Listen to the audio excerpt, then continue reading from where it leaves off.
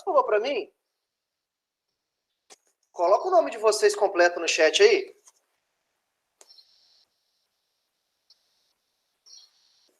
Agora que está gravando? Por favor. Obrigado. Isso. Porque às vezes tem nickname aí que eu não consigo pegar. Obrigado. Eduardo, Larissa, Donias, Mariana, Caio, Vitória, Caroline, Jennifer, Juan, Gustavo, Vilene, Yasmin, Thaís, André, Sara, Alexandra, Viviane, Isael. E acabou? Acabou? Isabel. Aí você me lascou, né, Fabielle? Como é que eu vou escrever? Ô, Diego, eu sei que você tá aí, cara. Tranquilo. Não se inscrever, não.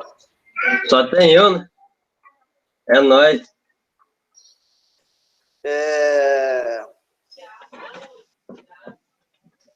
Beleza, então, aí é o seguinte, né? A gente vai começar aqui bater um papo hoje sobre esse próximo assunto da fisicoquímica, né? Seria o próximo assunto da fisicoquímica chamado de termoquímica. E aí, esse já é um assunto do terceiro bimestre, né? A gente está iniciando o terceiro bimestre nesse momento, né? Não de nota, mas já de conteúdo, né?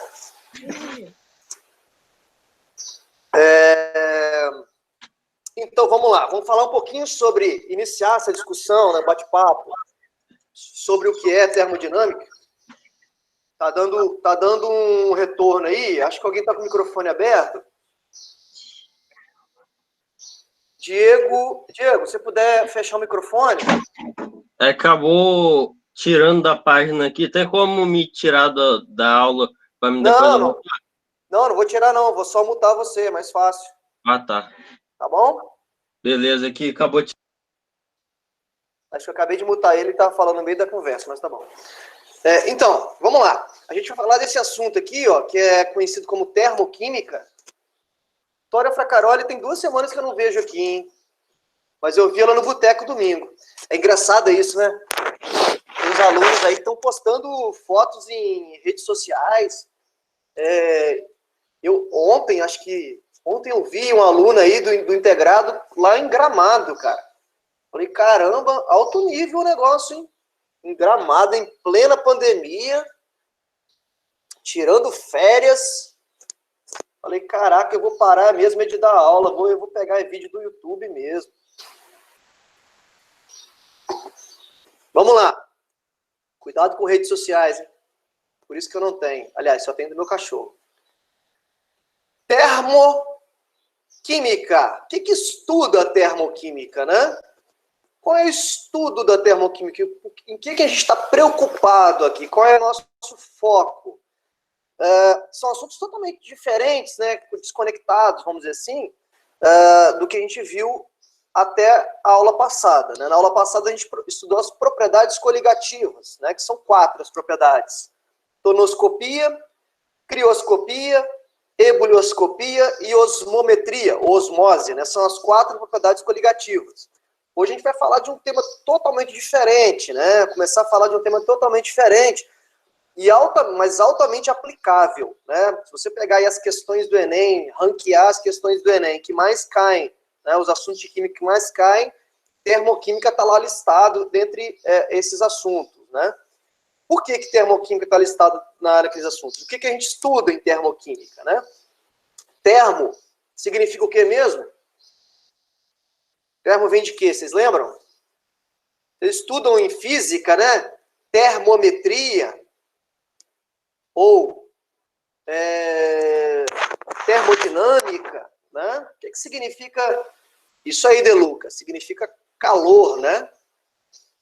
Calor. E calor é uma forma de...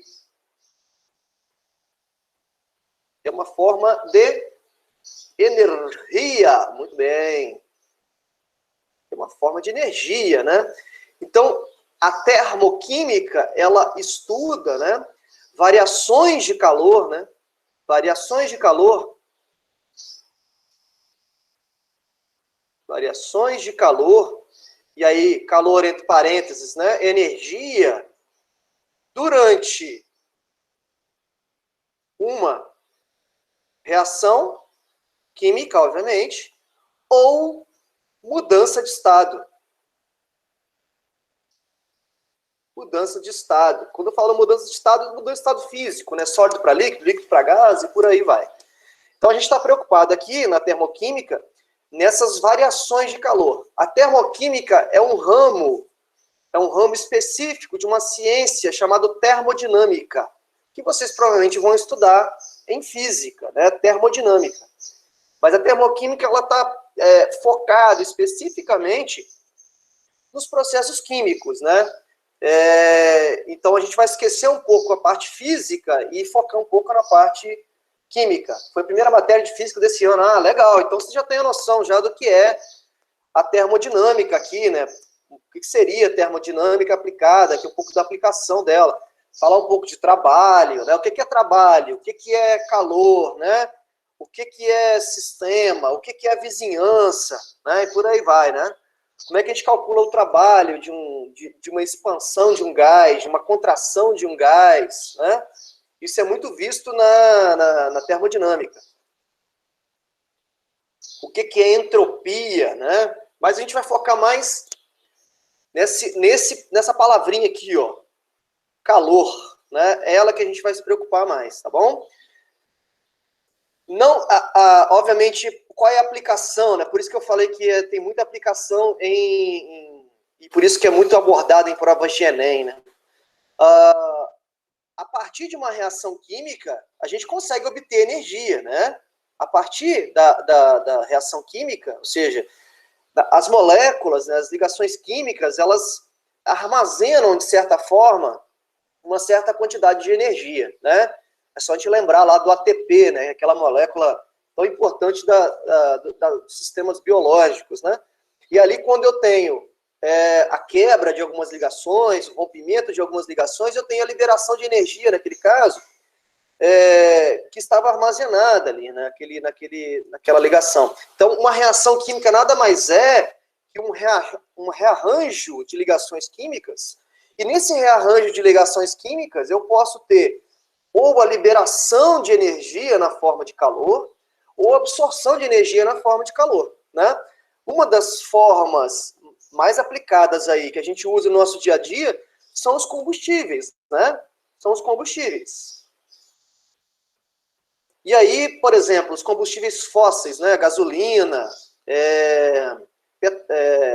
óleo diesel, os derivados de petróleo, né, de forma geral, que são obtidos, né, que são moléculas, são substâncias químicas, né, hidrocarbonetos principalmente, quando eles são, né, queimados dentro de um motor, por exemplo, essa queima desse combustível, né, transforma a energia química, né, naquele caso, em energia que pode ser usada para a movimentação ali de um automóvel, ou movimentação de um avião aqui nesse caso, ou seja, para movimentar uma máquina nesse caso, né?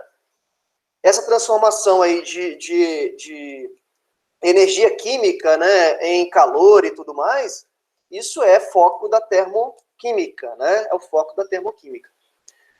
Um exemplo bem atual, né? Um exemplo bem atual de uma aplicação da termoquímica foi o que aconteceu no Líbano, que vocês acompanharam aí no início do mês, né? Aquele fenômeno, aquela explosão que foi, de certa forma, muito, muito intensa, né? Os caras estão calculando aí, estão dizendo que a explosão é a maior explosão não nuclear que aconteceu no mundo, né? É a maior explosão não nuclear que aconteceu no mundo. A explosão aqui foi assim, né? Algo em torno de alguns % aí de uma bomba atômica, mas não sei se vocês acompanharam, né? Os vídeos e tudo mais, foi algo extremamente de uma dimensão que não tem tamanho, né? Você observa ali no vídeo um deslocamento de ar ali gigante, né? O que aconteceu lá, que já tá bem claro, né, que todo mundo já sabe, é que havia uma substância, né, que estava sendo armazenada dentro de um galpão chamado nitrato de amônio. Tem canal de televisão que falou nitrato de amônia. Pra gente que é químico, dá uma dorzinha aqui no ouvido quando escuta isso, porque é nitrato de amônio, não nitrato de amônia. Amônia a gente sabe que é o gás, que é o NH3. Amônio é o ânion, é o cátion, desculpa, né? Amônio. O nitrato de amônio aqui, ó, que estava sendo armazenado em um galpão, né? Aproximadamente 2.750 toneladas desse material. E aí, bom, para que esse material estava armazenado aí? Bom, por burrice, né? Por burrice. Porque armazenar um material desses numa região habitada, muito habitada como essa, obviamente não é algo seguro, né? Mas, de certa forma, o nitrato de amônio, ele é bem seguro se bem armazenado. Por quê? Bom, e para que ele é usado, né? Você sabe para que esse sal aqui é utilizado? Esse sal aqui chamado nitrato de amônio? Uma utilização está bem clara aqui, né? Qual é a utilização dele, né? Uma das utilizações é para... ele entra na composição de pólvora. Da pólvora. Então, ele pode ser usado para fogo de artifício, pode ser usado para constituição de arma, por exemplo, bala de revólver, né? Para ser o propulsor ali da bala, né? O projétil. Pode ser usado para explosivo. Tem várias. E pode ser utilizado, que ninguém falou, e ele é muito utilizado, o pessoal do interior sabe disso, a Larissa com certeza sabe, que é para adubar, é um adubo, né? O tal do NPK. Se você perguntar aí qualquer produtor rural, ele vai saber o que é isso. NPK é um adubo à base de nitrogênio, fósforo e potássio, né? E o nitrogênio, ele vem de onde? Ele vem exatamente desse sal, né? O NPK. Então, ele pode ser usado para explosivo? Pode, mas tem uma função na agricultura que é ser usado na formulação de fertilizantes, né? O problema é que esse cara aqui, ó, o nitrato de amônio, ele é um cara que é instável. Ele é bem instável. Ele se decompõe com uma certa facilidade, né? Uma certa facilidade. Teria que ter uma temperatura aqui, ó, uma reação de decomposição, né? Teria que ter uma temperatura mínima de 300 graus Celsius para iniciar uma decomposição desse composto, né? Ou seja, para começar a decomposição desse composto aí. Então, é provável que tenha acontecido algum incêndio antes, né, dessa explosão, e o incêndio tenha sido a fonte de calor aqui, ó, para acontecer a decomposição desse sal em isso aqui, ó, N2O mais água. Esses dois produtos aqui estão na forma de gás, né? No caso aqui, o N2O está na forma de gás, a água escreve na forma de vapor, né? Que é praticamente a mesma coisa. E esse N2O aqui, que é o monóxido de dinitrogênio, que é o que a gente observa aqui nessa coloração aqui avermelhada, castanha aqui, que vocês observam na figura, né? É causado por esse gás aqui, ó, N2O. Então, essa é uma prova cabal, né, de que havia nitrato de amônio lá nesse depósito, né? Porque essa coloração avermelhada aqui só é causada pela decomposição desse sal, né? Então, fazendo uma análise aí de CSI, vamos dizer assim, né? Uma análise de perícia, né? Tá mais que claro que era realmente esse composto aqui, não foi. Se foi algo proposital ou não, esse início aí, mas enfim, o que havia lá era nitrato de amônio. E aí, essa explosão teve uma consequência. Qual é a consequência? Gerou esses gases, que fez uma expansão gigante, né, ali de um deslocamento de qualquer coisa que tem ali na frente, né?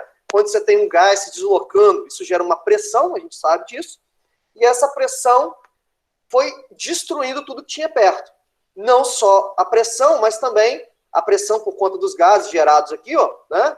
Por conta dos gases que foram gerados, mas também o quê? Isso aqui, ó, calor. Então, o gás veio acompanhado, né, de uma quantidade muito grande de calor que foi queimando, incinerando tudo que tinha pela frente. Tem um vídeo aqui, ó, que mostra a visão, né, da destruição. Vocês provavelmente viram aí, né, os vídeos, né? Mas é muito doido. Aqui, por exemplo, aqui nessa figura, ó, aqui tinha um porto, ó, nessa região aqui, ó. Não sei se meu mouse aparece. Não aparece. Nessa região aqui, ó, tinha uma calçada gigante que vinha basicamente quadradinha nessa posição. E aí explodiu tudo de modo que o mar avançou para dentro da terra. Ó. A explosão foi muito forte. Vamos ver se vai dar play aí.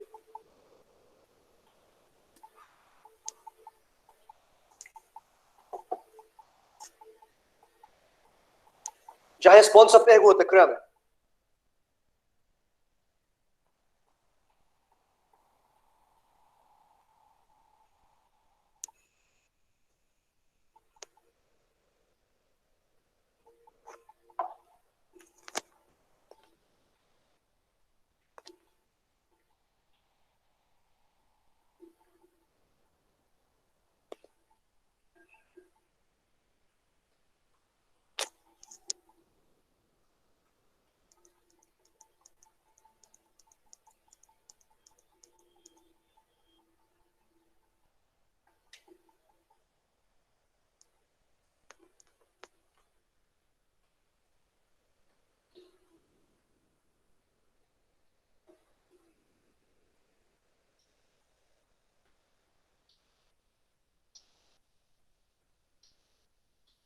Aqui por trás, que já tinha falado, estava escrito que o deslocamento de ar e o tremor foi sentido numa ilha, né, de Chipre, né, que fica a 240 quilômetros de distância do Líbano, de Beirute, né, que é a capital do Líbano.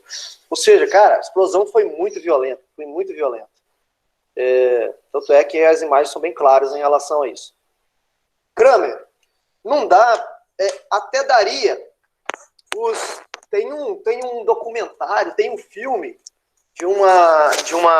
na verdade, é um filme mesmo, de um caso real, que aconteceu uma explosão nos Estados Unidos na década de 90, num prédio. Houve um atentado terrorista que foi mal sucedido. A ideia dos caras era colocar explosivo nas colunas do prédio. Aí eles entraram com um caminhão, tipo um caminhão baúzinho, né? Dentro da garagem do prédio, encostaram o caminhãozinho lá e detonaram depois quando estava longe, né? Detonaram o caminhãozinho cheio de explosivos, só que não foi suficiente para romper ali a coluna, né, do prédio e derrubar. E ali eles utilizaram exatamente o mesmo componente, foi nitrato de amônio. E eles extraíram isso dos fertilizantes. Só que eles tiveram que fazer isso uma purificação. Eles tiveram que pegar o fertilizante, os adubos que são vendidos aí, e fazer tipo uma concentração daquele material. Por quê? Porque a quantidade de nitrato de amônio no adubo é pequena, não é grande. Então, para você obter ele puro, você teria que fazer um processo de separação de mistura ali, entendeu? Por isso que o adubo em si, ele não explode, porque a quantidade é muito pequena de nitrato de amônio. Mas se você fizer comprar, sei lá, 100 sacos de adubo e fizer, né, um processo de purificação, aí purificando até chegar numa quantidade, aí você consegue material mais puro ali para a explosão. Respondi a pergunta? Aqui tem outro experimento bem legal que fala dessa questão da termoquímica, né? Que é uma reação aqui que a gente faz, inclusive iria fazer com vocês na sala de aula, que é uma reação altamente, que libera muito calor, que é uma reação do álcool com permanganato de potássio e ácido sulfúrico, né? Dá para fazer essa reação em casa. Você pegar glicerina, comprar na farmácia, por exemplo, glicerina e comprar permanganato de potássio. Ambos são vendidos em farmácia. Permanganato de potássio é aquele sal que tem uma coloração, né, meio roxa, que é muito usado ainda para catapora, né? Você compra esses dois componentes e faz ali uma reaçãozinha muito parecida com o que ele vai fazer aqui, ó. Espera aí um pouquinho. A legenda está em russo aqui, vou pelo menos colocar em inglês, né? Tá. Filipino, meu Deus, filipino, nem russo. Vamos lá. Hello everyone. In this episode, I'll show you an amazing reaction with ethanol, potassium permanganate. For this reaction, we need ethyl alcohol, concentrated sulfuric acid, and potassium permanganate. Firstly, let's put some potassium permanganate into our evaporation bowl and add several sulfuric acid drops. After a while, strong oxidizer manganese oxide syrup is formed from potassium permanganate. Let's take a droplet of manganese oxide and drip an ethanol droplet on it.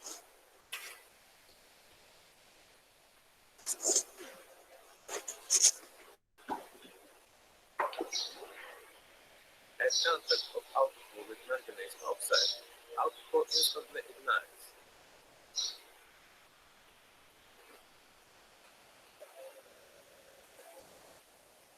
Let's do the same with this evaporation bowl.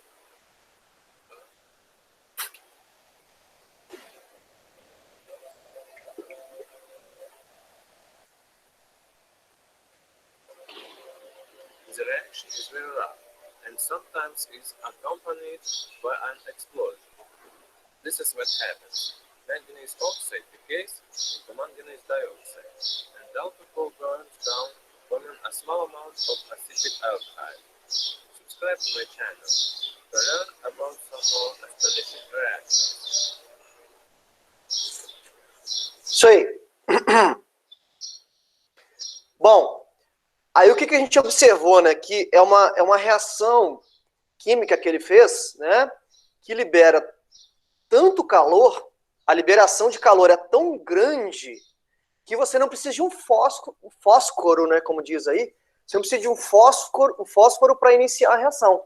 Ela inicia a autocombustão do etanol, ela inicia com o próprio calor ali gerado pela reação, né? A reação libera tanto calor que ela mesmo, o calor ali gerado é o responsável para iniciar a queima do álcool, né? Então, você vê ali que dois casos, né, que eu mostrei, uma foi a explosão lá de Beirute, outra aí foi a reação que ele fez, que libera muito calor. Mas, professor, você está dando exemplos de sistemas que só liberam calor.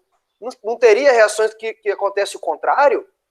Que absorvem calor? Sim, existe o contrário também, né?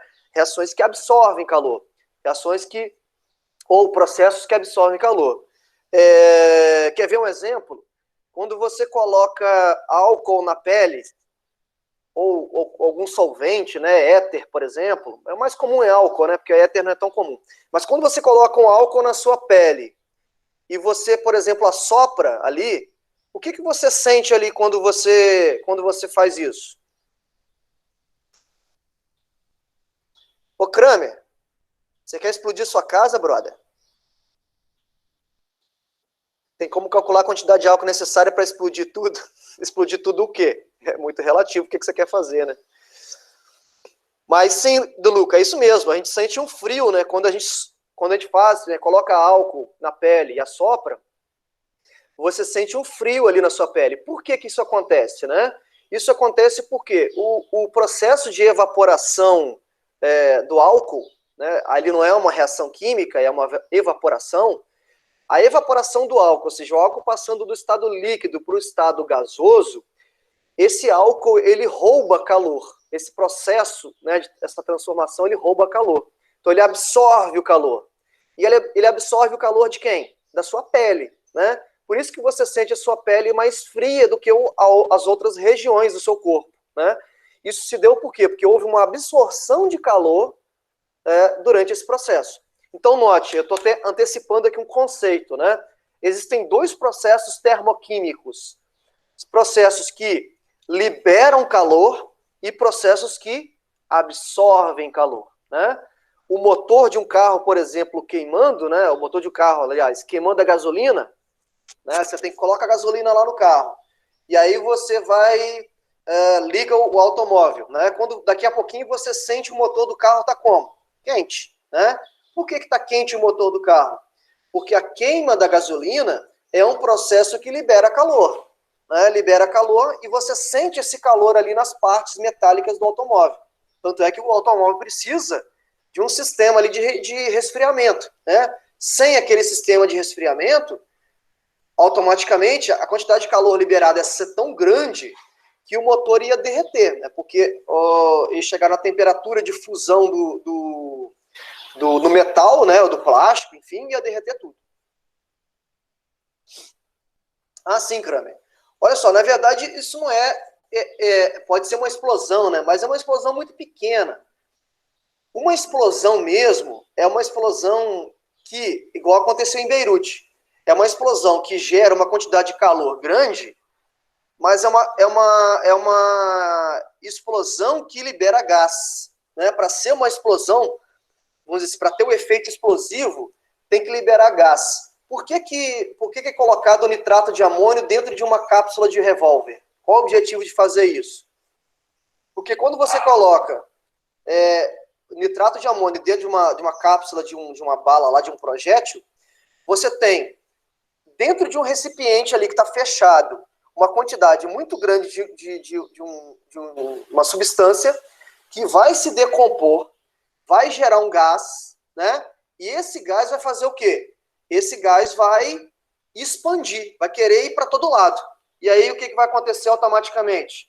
O que vai acontecer é que o projétil que está lá na frente, ele vai tender a sair da cápsula, né? Então a função de uma explosão não é só liberar calor, né? A função de uma explosão, né, é também gerar quantidade de gases, né? Quanto mais gás liberar, maior o efeito explosivo, maior o efeito da explosão. Fala, Daniel, o que você está viajando?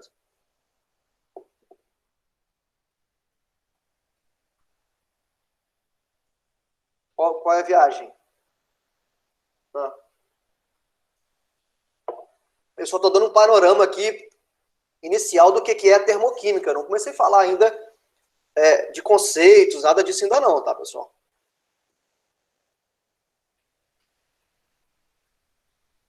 Como eu coloco algo com gás nessa reação? Na verdade, você pode fazer uma reação que vai produzir o gás, né? Que vai produzir gás. Por exemplo, vou dar um exemplo aqui. Se você pegar ácido clorídrico. Ácido clorídrico dá para comprar isso em loja de material de construção, chamado ácido muriático. E colocar ele para reagir com alumínio. Pegar esses lacres de alumínio de lata de refrigerante, que é bem puro o alumínio lá. E aí você reage esses dois. Quando você reage esses dois, tem uma reação aqui de simples troca, e aí gera a hélice Cl3 mais o gás hidrogênio. Então vamos supor que você faça ali essa reação dentro de um recipiente fechado, lacrado, com a tampa. E aí o que você vai fazer? Você vai gerar aqui, ó, um gás hidrogênio que é altamente inflamável. E aí quando você queimar esse gás com oxigênio, por exemplo, na presença do oxigênio, isso gera água. Então você faz uma explosãozinha ali, dá para fazer uma explosão, né? Agora, se você quer usar o adubo, por exemplo, aí o que você teria que fazer? Você teria que comprar adubo e fazer uma extração do nitrato de amônio do adubo, tentar fazer uma extração do nitrato de amônio do adubo, ou seja, pegar só o nitrato de amônio dele, esquecer os outros componentes, concentrar isso num frasco, num recipiente, um recipiente fechado, por exemplo, uma lata fechada com tampa, e aquecer esse material que está dentro da lata até a chegar a uma temperatura de 300 graus, isso é fácil, uma chama aí de qualquer lugar que chega a essa temperatura. E aí o que vai acontecer? A decomposição térmica desse material. Aí vai ter uma explosão. Isso aí, voltamos à primeira matéria, que é a separação de misturas. Isso aí, você tem que fazer um processo de separação de misturas. Exatamente. Você tem que concentrar esse material, depois de concentrado, aí sim você consegue fazer uma explosão. E eu dando dica de como fazer explosão para aluno desmiolado, né? Assim como no motor, né? Assim como o motor que tem a queima de um combustível, o nosso organismo, né? Também acontece de maneira semelhante, né? Só que no lugar da gasolina, né, do automóvel, a gente, obviamente, não toma gasolina, é loucura, né? Mas a gente substitui a gasolina por alimentos, né? Os alimentos nada mais são do que fontes, né? Fontes de substâncias químicas, né? Principalmente carboidratos e lipídios, que são as fontes principais, né, de energia, que fornecem energia para o nosso organismo, né? No processo que a gente chama de metabolismo, né? Mais especificamente o catabolismo. O que é o catabolismo? O catabolismo é a parte do metabolismo de quebra, né? A gente tem lá os alimentos, tem lá um amido, que é uma molécula muito grande, você tem lá um lipídio, que é uma molécula grande, a gordura, que tem uma molécula muito grande. O nosso organismo vai fazer todo o processo de digestão desse alimento, né? Vai quebrar em moléculas pequenas, para essa molécula pequena entrar dentro de uma célula, né? E lá dentro da célula acontecer a reação de queima. A reação de queima mais clássica de todas é a queima da glicose, C6H12O6, né? Que é o processo de respiração, né? Na presença do oxigênio, gera CO2 mais água, e nada mais é que uma reação de combustão, mais o quê? Energia. Então, a queima da glicose dentro da célula é uma reação termoquímica, é uma reação que ocorre aqui, ó, com liberação de energia, na forma de calor, por exemplo, né, que vai ser usado para manter a temperatura corporal aí, né, próxima a 36 graus e meio, 37 graus, né, 37 graus acho que é o normal, né, que é a temperatura normal do corpo, ou na sobra, né, se não vai ser usado para calor, vai ser usado para estoque, para ser estocada na forma de glicogênio, né, no fígado, ou no coração, né, ou no músculo, né, que são as formas de depósito de glicose, né, que é o glicogênio, e por aí vai, né, aí entra na bioquímica, que não é o nosso caso aqui. Bom, e aí eu tenho alimentos, né, cada alimento desse fornece uma quantidade de energia no nosso corpo. Então é clássico hoje, qualquer alimento que se preze, você ter lá um rótulo, né, e no rótulo do alimento ter a quantidade de calorias, né. Calorias seria o quê? É a unidade de energia, né? É a unidade de energia. Calorias. Ou uma outra unidade de energia que é Joule, não é isso? Cal ou Joule. No sistema internacional é Joule. Caloria é muito usado exatamente para alimentos aí, né? Alguém lembra a conversão de caloria para Joule? Uma caloria equivale a quantos? Isso aí, Bolim. A gente coloca 4,18 joules, né? Seria o mais preciso, né? uma caloria é igual a 4,18 joules, vai dar 4,2 aí aproximadamente, né? Então, quando eu tenho alimentos diferentes que vão fornecer, né, quantidades energéticas diferentes. Obviamente, os lipídios, carboidratos são os que fornecem maior quantidade de energia quando queimados no seu corpo, né? Alguém fez esse cálculo já, né? Existem formas de fazer esse cálculo. Quanto de energia vai fornecer tantos gramas de feijão? Quantas calorias vai fornecer tantos gramas de ovo, por exemplo? E aí você tabela isso, né? Dependendo do alimento e tudo mais. Aí tem basicamente as quantidades energéticas, né, de cada alimento, né? Bom, quantidade que cada um fornece, né? Carboidrato, gordura e proteína. Por exemplo, o hambúrguer. Hambúrguer que ele fala ali, nesse caso, obviamente não é o lanche todo, né? É só o bifezinho, né? O bife tem, basicamente, gordura e proteína, né? Lógico, tem pão ali, né? Cerveja, carboidrato e proteína. Cerveja é muito mais saudável do que o hambúrguer, tá vendo? Ó? Cerveja não tem nada de gordura, ó. Enquanto que o hambúrguer tem 30% de gordura. Por isso que eu insisto em tomar cerveja. Aqui, ó, tem a quantidade de calor, de energia fornecida por cada grama, ó, em quilojoules, ó. A cada grama de hambúrguer fornece 15 quilojoules de energia. Cada grama de cerveja fornece para mim 1,8 kJ de energia. Isso aí. Quando você passar no McDonald's com uma criança, com o neném no colo, você sempre dá um beliscão nela, na criança, ou dá um tapinhazinho nele. Por quê? Ele vai crescer sabendo que aquilo ali é ruim, entendeu? Agora, quando você passa perto de um bar, não, aí perto do bar você fala, olha que lugar lindo, bonito, não sei o quê, blá, blá, blá. Isso se chama psicologia. Vou fazer essa psicologia aí com as crianças. Antigamente, pessoal, isso não tão antigamente assim, na minha época de criança, existia no bar, a gente ia nos bares comprar um chocolatezinho muito gostoso. Só que, imagina qual era o formato do chocolate. Isso aí, formato de cigarro. Eu peguei isso, Kramer. Eu peguei isso, cara, na década de 80. Existia nos bares aí, lanchonete e tal, você ia lá e comprava.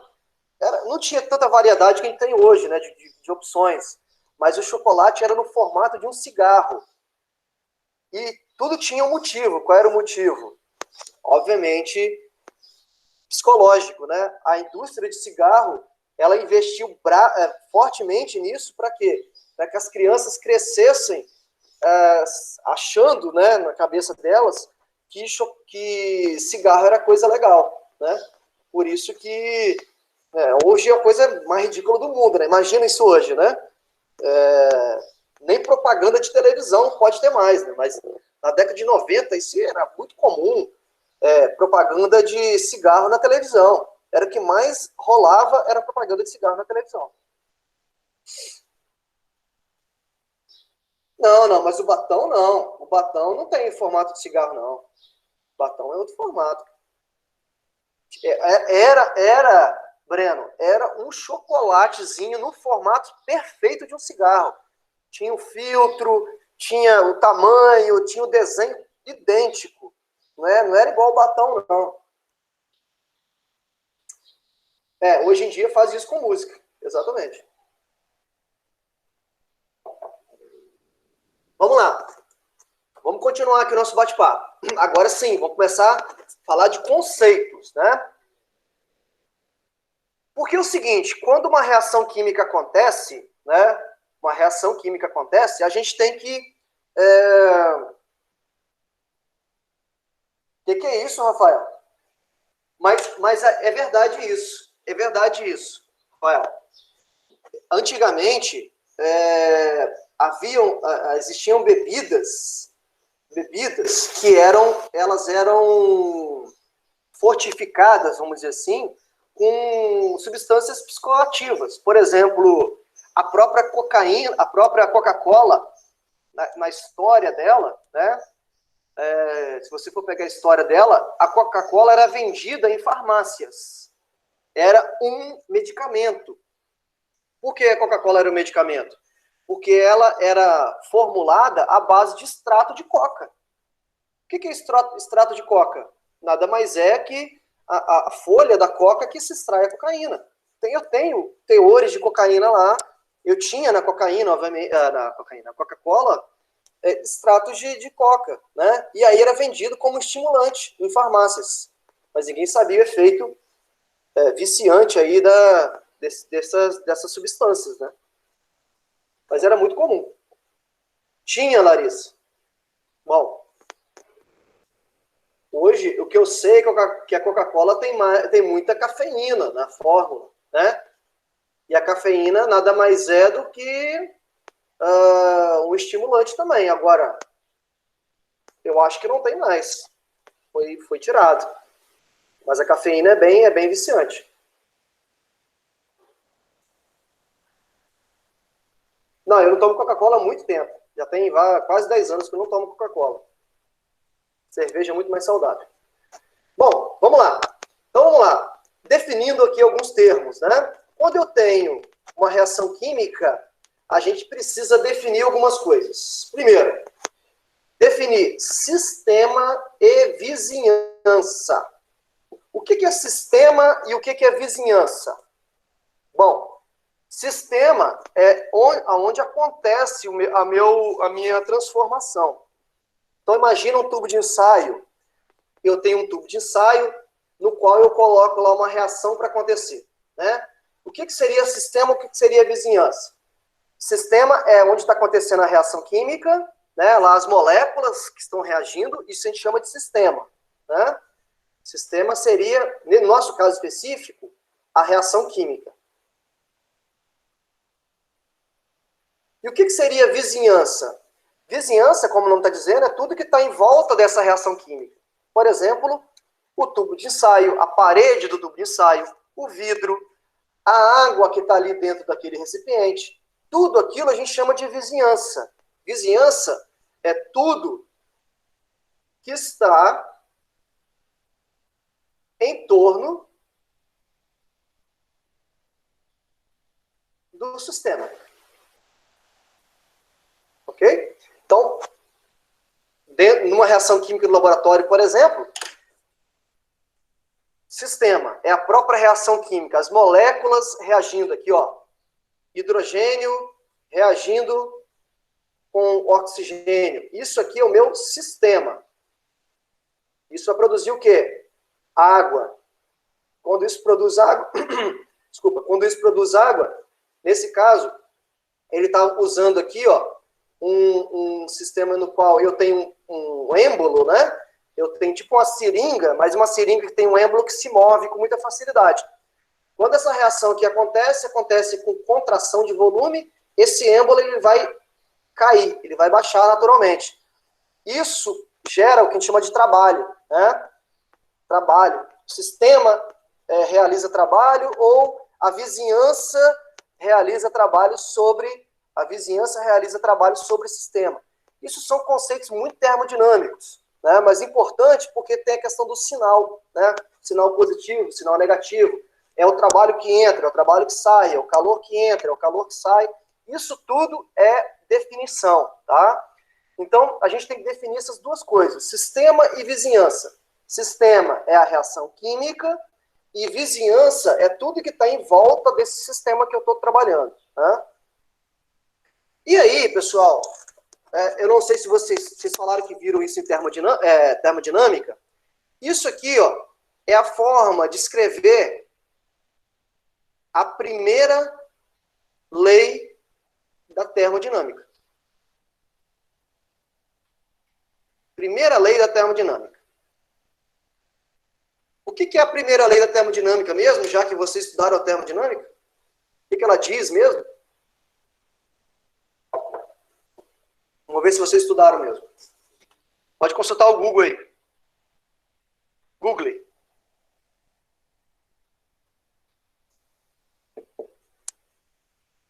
O que diz a primeira lei da termodinâmica?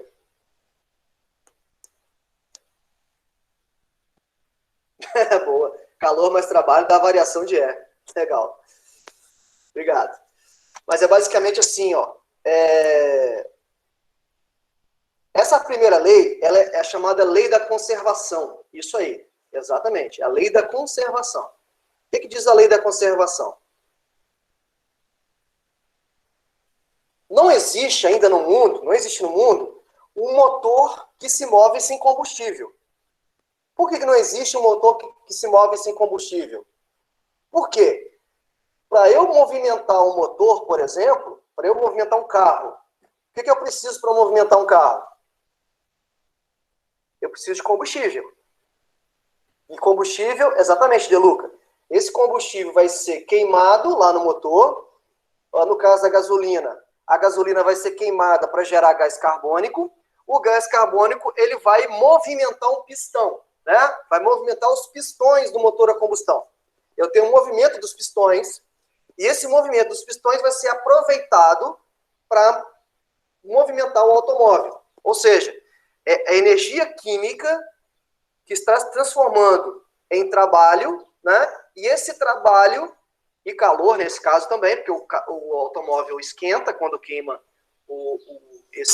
essa gasolina, e esse trabalho realizado pela reação química, o trabalho realizado pela reação química na vizinhança, o trabalho realizado pelo sistema na vizinhança, vai fazer com que o motor se mova. Ou seja, transformação de energia química em energia mecânica, né?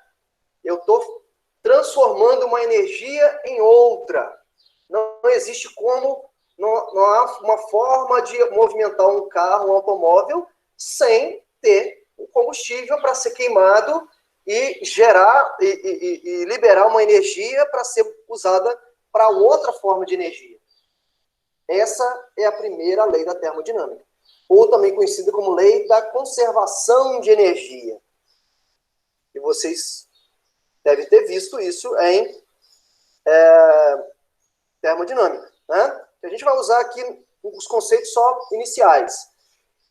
E essa energia do sistema, essa energia do sistema, né? Ou seja, se um sistema recebe energia, é porque alguém perdeu energia, não é? Se alguém fornece energia para um outro, é porque esse primeiro perdeu energia. E só existem duas formas de você variar a energia de um sistema. Ou você pode variar a energia do sistema através do calor, ou através do W, ali, que a gente chama de trabalho, né? O nosso foco na química é nesse cara aqui, ó, no calor, tá? A gente vai focar muito pouco em trabalho, né? E o que é trabalho, né? Vocês se lembram como é que a gente calcula trabalho? Como é que a gente calcula trabalho na física? Qual é a formulinha? Força vezes a distância, não é isso? Força vezes a distância. Para um sistema que tem, por exemplo, variação de volume, no caso de um gás, contração e expansão de um gás, como é que a gente calcula trabalho? Seria a mesma coisa, né? Força vezes a distância. Mas, para gases, né? Como é que a gente calcula trabalho? Alguém lembra? Isso, é pressão pelo volume. Obrigado, isso aí. Trabalho se você aqui, a força, né? Tem uma forma de você lembrar isso. A força é a pressão sobre a área, né? Pressão sobre a área. Então, se você substitui aqui, ó, nessa equaçãozinha aqui, ó, você vai encontrar que força vai ser pressão, desculpa, o contrário, né? Eu inverti aqui, né? Pressão é força sobre a área, né? Contrário, pressão é força sobre a área. Então, a força é a área vezes a pressão, né? Então, se você substituir ali, vai ficar pressão área vezes D, né? D é o deslocamento. Área da base vezes deslocamento, área da base vezes altura, né, por exemplo, a gente chama de volume, né? Então, o trabalho, quando a gente fala de gases, é pressão vezes o volume, ou pressão, nesse caso, vezes a variação do volume, né? Que é o que faz variar aqui, o que está variando nesse caso aqui é o volume de deslocamento desse pistão, né? Então, é pressão em ATM vezes a variação do volume. Aí, o problema de termodinâmica são as convenções de sinais, né? Porque quando a gente fala de expansão e contração, né? Aí a gente tem que fazer uma convenção. Quando o sistema exerce, quando o sistema gera trabalho na vizinhança, né? O sinal aqui é negativo. Então, por convenção, isso aqui tem que ser negativo, mas é só uma convenção de sinais mesmo, tá? Isso aqui é da física, tá? Eu não vou usar nada disso. Só estou aqui relembrando coisas da física para vocês. Então, se você quer calcular o trabalho, né? Trabalho realizado por um sistema, o trabalho realizado por um sistema é a pressão vezes a variação do volume, né? Aqui um exemplo, só para a gente ilustrar isso, né? Para a gente lembrar da física, como é que a gente faz isso, ó. Um combustível é queimado em um cilindro equipado com pistão. O volume inicial do cilindro é 0,250 litros. E o volume final é 0,980 litros.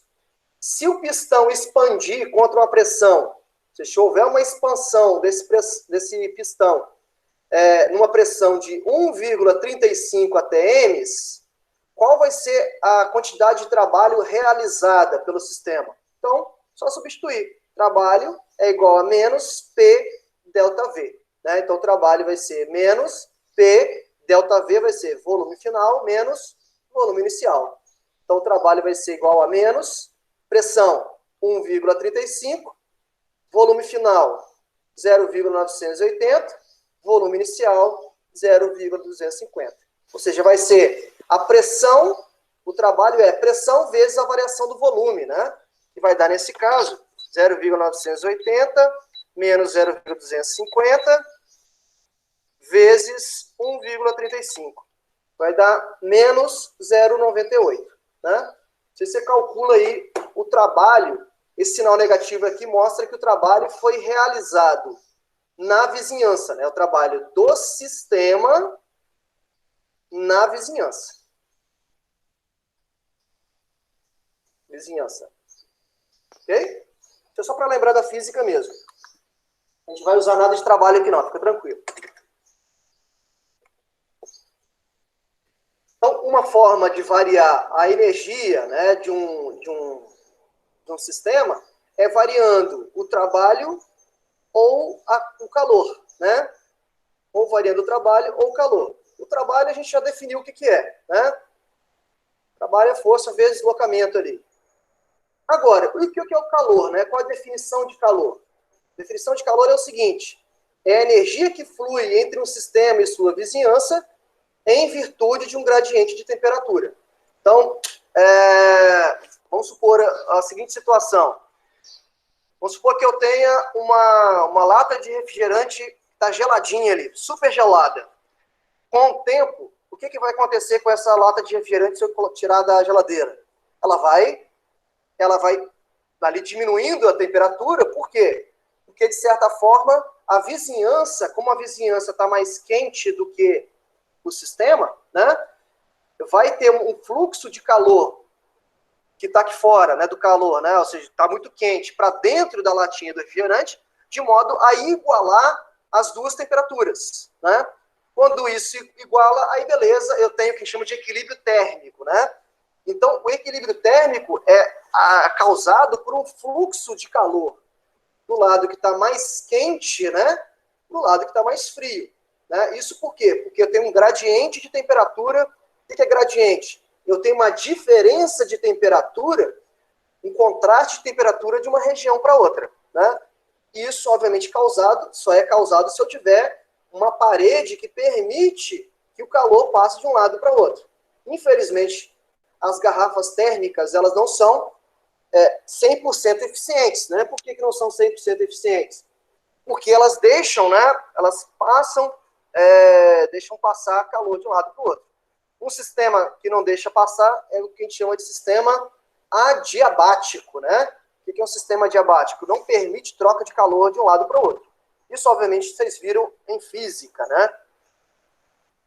Esse final de semana, eu estava no churrasco, aí eu fiquei assustado com o copo que estão vendendo aí, né? Tem um copinho que custa aí quase R$200, e é um copo que mantém a bebida gelada por um bom tempo, né? Eu só não gostei porque o copo é de alumínio, eu não gosto de copo de alumínio. Mas é um copo bem interessante, né? Que me parece que tem quase um vácuo ali na... Qual é a marca, Kramer? Eu esqueci a marca.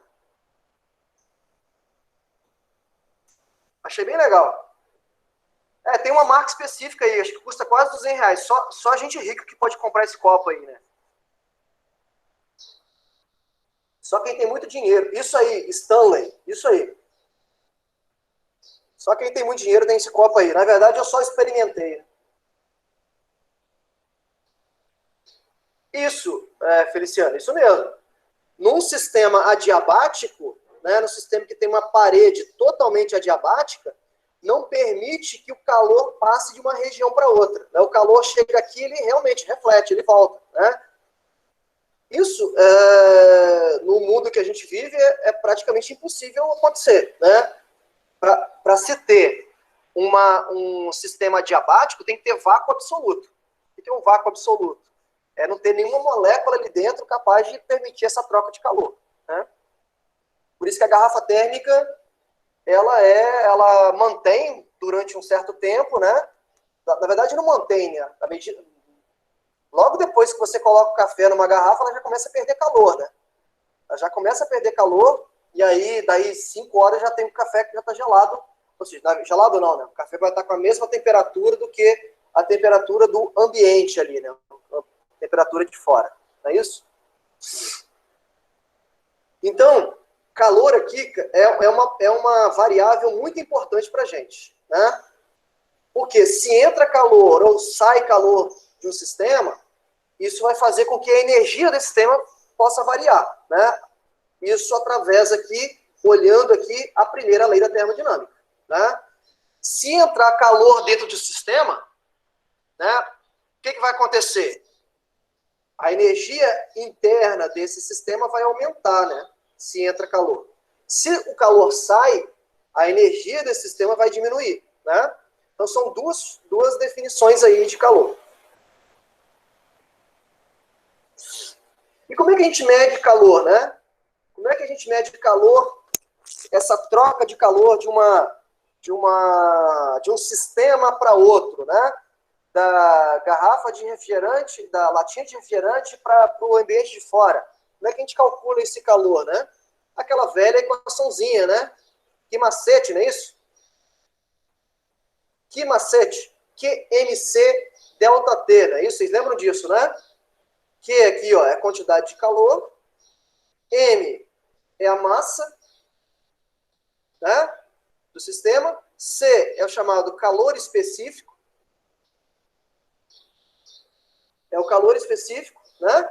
E ΔT é a variação de temperatura, não é isso? Variação de temperatura. Então, essa variação de temperatura, ela vai ser sentida dependendo do calor específico da substância. Eu tenho substâncias que fazem variar mais a temperatura do que outras. Vou comparar um plástico, por exemplo, com um ferro, né? Eu tenho calores específicos diferentes. Calores específicos diferentes. Se eu comparar o mármore com a madeira, né? Aqui tem uma tabela de calor específico, ó. O cobre aqui, ó. Olha o calor específico do cobre. Olha aqui o calor específico do vidro, né? Eu tenho calores específicos diferentes. Olha o granito. Cada material, vamos dizer assim, tem um calor específico, né? A água. Qual é o calor específico da água, né? Que a gente trabalha no estado líquido, né? O calor específico da água é 1 cal por grama, né? por grau Celsius, ou em joule, né? 4,18 joules grama grau Celsius. O que significa esse valor aí? Significa o seguinte, para eu aumentar 1 grau, eu variar 1 grau Celsius a temperatura da água de 1 grama, né, em 1 grama, eu preciso fornecer 4,18 joules. Ou a mesma coisa, né? Para eu variar 1 grau Celsius na temperatura da água de 1 grama, eu tenho que fornecer para essa água uma caloria. Olha o cobre, olha. O cobre, para eu variar a temperatura do cobre em 1 grau Celsius, eu preciso fornecer 0,38 joules. Comparado com a água, né? Eu preciso fornecer muito menos energia para variar 1 grau Celsius do cobre. Então, a gente diz que o cobre é um bom condutor de calor, né? É um bom condutor de calor. Bom, e aí, para a gente ilustrar isso, né? Grandes bases rochosas são utilizadas em casas com aquecimento solar para o calor.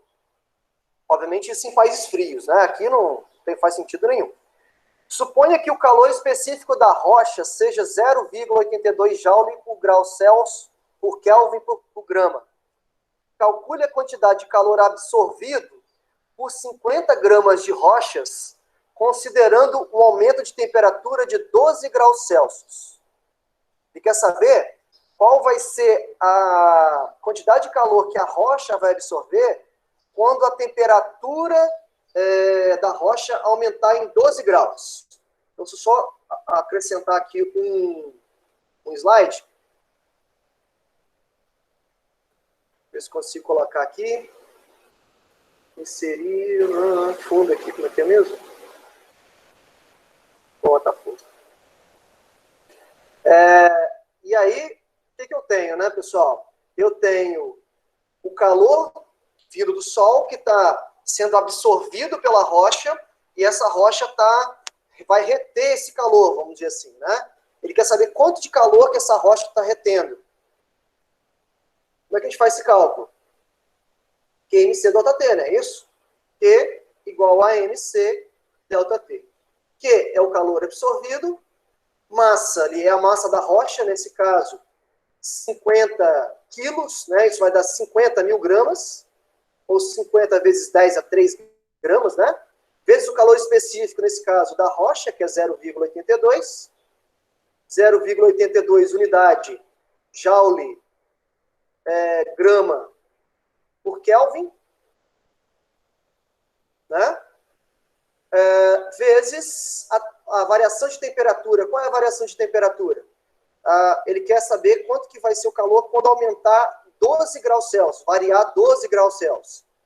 Professor, mas aí 12 graus Celsius eu converto para Kelvin? Não preciso converter, porque delta, a gente não precisa fazer essa conversão, né? O delta é 12 graus Celsius ou 12 kelvins.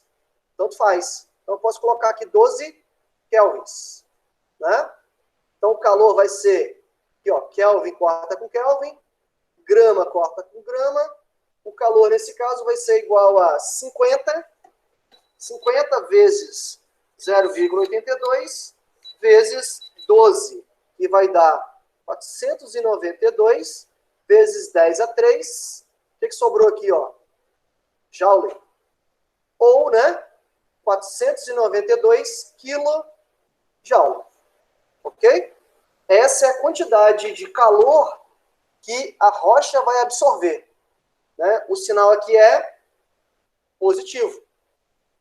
Se a rocha absorveu 492 kJ, é porque alguém liberou 492 joules para essa rocha absorver. Quem que liberou esses 492 kJ? Responde para mim aí.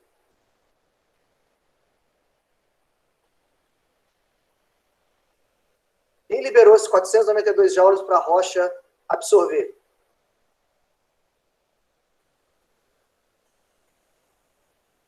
O Sol. Isso aí. Então, ó, o Q do Sol vai ser quantos? o calor que o Sol forneceu para a rocha. Quanto que vai ser o valor desse calor?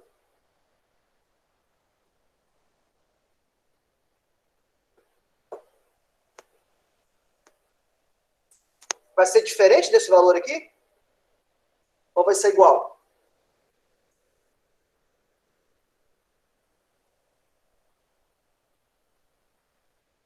Hein, pessoal? Não sabe? Lei da conservação de energia. Se alguém absorveu, Larissa, se alguém absorveu esse calor, é porque alguém liberou, não é isso? Não pode ter aumento e nem diminuição da energia. Exatamente, Juan. Exatamente. O valor vai ser o mesmo, ou seja, o Sol vai liberar. Liberou para essa rocha absorver os mesmos 492. Só que o quê? Com sinal contrário. O sinal aqui é inverso, né? Dizendo que esse aqui, ó, a rocha absorveu e o Sol automaticamente foi o que liberou. Não, eu não tô, nem via B não, Larissa. Nem via B não, estou fazendo só uma discussão aqui sobre esse conceito, tá? Porque se alguém absorve, é porque alguém liberou, tá? Ah, na letra B seria, ele quer o delta T nesse caso, em outra situação. Ah, não vamos fazer isso não, não precisa disso não. Eu só quero focar nisso aqui, ó, no sinal, tá? Para a gente terminar a nossa aula. No sinal. Então, se a rocha absorveu, o Sol liberou. Se o carro queimou a gasolina lá no automóvel, dentro do motor, queimou e liberou uma quantidade de calor, é porque alguém absorveu essa quantidade de calor. Nesse caso, quem que libera o calor? É a reação química da queima da gasolina. Quem que absorveu esse calor? O próprio motor ali, né? As partes metálicas do motor. Né? Então, eu tenho o sistema, que é a reação química, e eu tenho a vizinhança, que é tudo que está em volta desse sistema. Então, só lembrar disso. Coloca na cabeça. Quem libera o calor é a gasolina. A queima da gasolina, nesse caso, a combustão da gasolina. Ela que liberou. E quem que absorveu esse calor? As partes metálicas do motor. Isso, se você lembrar disso, isso vai se aplicar para qualquer outra situação. Tá? Então, se alguém libera, o sinal é negativo, e se alguém absorve o calor, o sinal é positivo. Tá bom? Isso para falar exatamente do conceito que vai permear toda a termoquímica, né? Toda a termoquímica. Larissa, aqui obviamente não tem reação química nenhuma, tá? Aqui, no caso da rocha aí, do Sol, não é nenhuma reação química acontecendo, né? É somente uma transferência de calor de um lado para o outro, né? É uma transferência física, né? De convecção, condução, né? Não sei se vocês já estudaram isso em física, né? Basicamente condução, né? Então, eu tenho a luz solar, que está numa forma de calor, o Sol que está liberando a energia, por isso que o sinal é negativo, e a rocha está absorvendo essa energia. Aí não tem reação química nenhuma acontecendo. Tá? Então, para a gente aqui conceituar aqui dois termos que são muito, muito, muito importantes. Aqui é, vamos dizer assim, aqui é o underground da termoquímica. São os conceitos primários que vocês precisam lembrar, que são chamados de processos endotérmicos e processos exotérmicos, ok? Então, processos endo e exo, um é o oposto do outro. São antônimos aqui, né? São palavras opostas. Por quê? Esse termo aqui, ó, endo e exo. Endo significa para fora. Desculpa, errado. Eu, hein? Inverti. Endo significa para dentro. Inverso. E exo, só lembrar de exoesqueleto, né? Que é aquela estrutura dos animais, né? Lá e tal. Exo é para fora. É fora, né? Exoesqueleto. Então, o que seria um processo endotérmico? Processo endotérmico é o processo que absorve energia, nesse caso, na forma de calor. Então, processos endotérmicos são processos que absorvem calor. E processos exotérmicos, exo para fora, fora são os que libera calor. Então, lembrar desses dois conceitos aí. Processo endo e processo exo, ou exotérmico, tanto faz, né?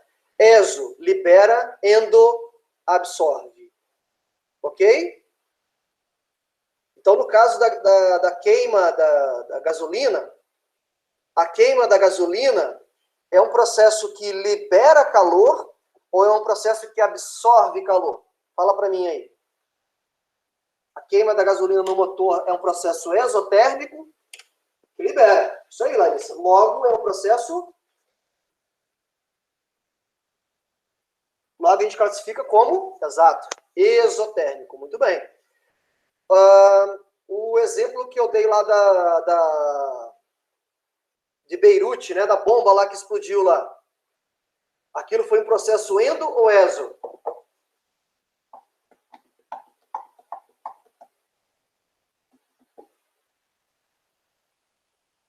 A explosão lá da bomba em Beirute. Já falaram aí? Já é exo? A Brito falou? Toda explosão, né, pessoal? Se você for pensar direitinho, toda explosão ocorre com liberação, né, de calor, né? Ou seja, a própria queima de um papel, por exemplo. Você queimar um papel, queimar uma madeira. A própria queima, qualquer queima ali, é um processo que aquece, né? É um processo que libera calor. Agora, se você for pensar o contrário, que eu dei o exemplo lá no início, se você colocar o álcool na pele, não. Então, é exatamente isso que eu ia falar. Não existe explosão endotérmica. As explosões são já, intrinsecamente, já são exotérmicas, Kramer. Já são exotérmicas. Não, já são exotérmicas já. Todas elas. Toda explosão, ela envolve uma liberação, ela é acompanhada por uma liberação de calor. Então, elas são exotérmicas. Agora, que eu dei o exemplo lá, um álcool na pele, e aí você sente a sua pele que esfriou, né? Esfriou por quê? Esfriou porque o álcool, para evaporar, ele rouba calor da sua pele. Então, se ele rouba, ele está fazendo o quê? Ele está absorvendo o calor da sua pele. Então, se ele está absorvendo, esse processo é um processo endotérmico. Então, aqui, ó, processos endotérmicos, que vou dar um exemplo aqui, né? Evaporação do álcool. Não, processo exotérmico. Queima da gasolina. Queima da gasolina. Né? Aqui na figura está mostrando um processo aqui, que é um processo chamado de dissolução, e o que vocês estão vendo aí não é um multímetro, isso é um termômetro mesmo. E o que está marcando lá no termômetro? Está marcando a temperatura de menos 9 graus Celsius. Menos 9 graus Celsius. O que significa dizer que alguma coisa foi colocada ali na água, e esse alguma coisa esfriou, né? Esfriou por quê? Esfriou porque, de certa forma, deve ter roubado o calor de tudo quanto é lugar aqui que está perto, né? Mais uma vez, a gente ia fazer uma prática sobre isso. Lá eu ia mostrar reações para vocês, nas quais liberariam ou iriam absorver calor, né? Qual é a consequência de uma reação que absorve calor?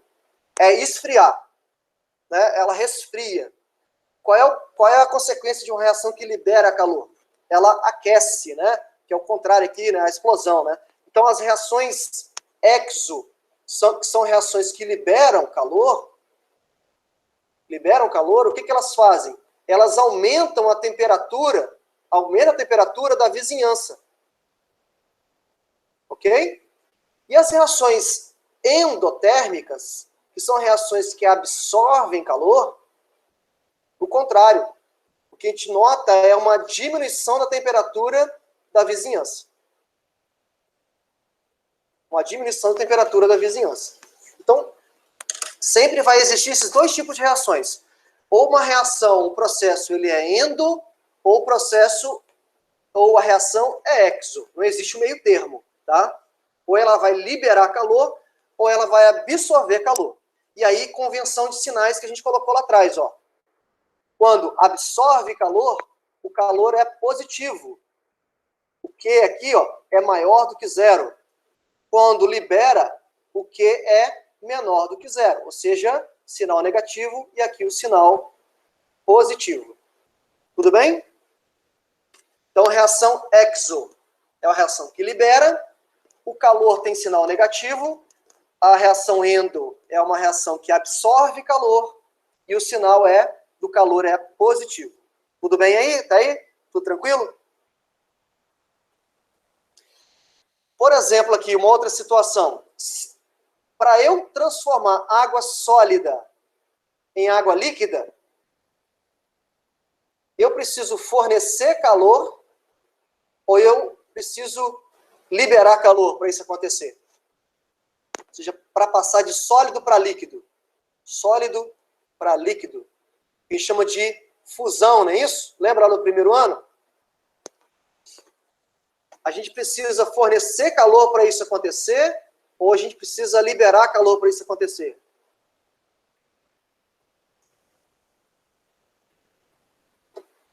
Fornecer, beleza. Então, a fusão, se eu preciso fornecer, a fusão é um processo o quê? Que absorve calor, não é isso? Essa transformação é uma transformação que absorve calor. Logo, é uma transformação endotérmica. Isso aí, muito bem, endotérmica. Se eu inverter, se eu colocar assim, líquido para sólido. Líquido para sólido. Aí libera calor, perfeito. Esse processo vai ser o quê? Vai ser exotérmico. É isso mesmo. Se por um lado absorve calor para derreter, por exemplo, para o outro lado libera calor. Aí nesse caso, para que serve um congelador, né? Qual é o objetivo do congelador? Kramer. O objetivo do congelador é, à medida que esse líquido ele vai, né, liberando esse calor, vai exatamente o freezer, aí nesse caso, vai retirando esse calor, né, vai, vamos dizer assim, roubando, Larissa, muito bem o termo aí, vai roubando esse calor aí, né, para congelar a água, né? Se por um lado, para fundir, precisa absorver, por outro lado, eu preciso liberar. E aí libera, vai liberando esse calor, vai liberando, e o freezer tem essa função de captar esse calor liberado. E aí, para a gente terminar a aula? Sério mesmo, agora eu vou terminar. Última coisa aí, para a gente conceituar aí. Ao sair molhado em local aberto, mesmo em dias quentes, sente-se uma sensação de frio. Ao sair de um local molhado, aberto, mesmo em dias quentes, sente-se uma sensação de frio. Esse fenômeno está relacionado com a evaporação da água, que no caso está em contato com o corpo humano. Isso tem está muito ligado com o que eu falei do álcool, né? O álcool que evapora na nossa pele. Então ele está dizendo, quando a gente sai de um banho, por exemplo, a gente sente mesmo um banho quente, por exemplo, mesmo um dia quente também, a gente sente que o nosso um pouco mais frio, né? O que explica essa sensação de frio? Olhem as alternativas aí. O Eduardo já está dizendo que é a letra B. Todo mundo concorda? Kramer também, acho que é unanimidade aí, né? Assim, todo mundo está pensando a mesma coisa, né? Está dizendo assim, ó, letra B. A evaporação da água é um processo endotérmico, beleza, tá correto isso, processo que absorve calor e retira calor do corpo. Por isso que a gente sente a pele que está fria. Muito bem, alternativa letra B. Ok? Vou deixar os outros conceitos para a gente começar a fazer alguns cálculos, né? Na próxima aula. Na verdade, a próxima aula é a avaliação, né? E aí a gente continua esse assunto aí na outra semana. Tudo bem? Tranquilex? Podemos almoçar agora? Todo mundo lembrou de colocar o nome na listinha?